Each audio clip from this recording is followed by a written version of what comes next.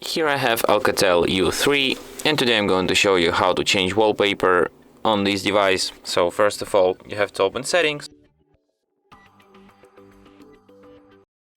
Then you have to enter display section. Then go to the wallpaper.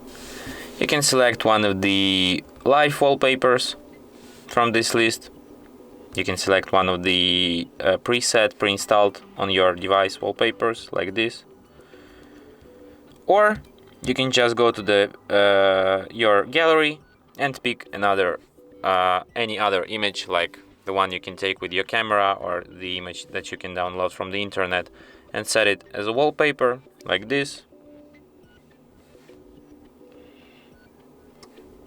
Then tap Set Wallpaper.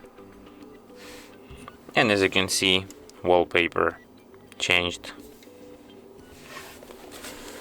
And that's it. Thanks for watching. If you find this tutorial useful, don't forget to hit that like button and subscribe to our channel.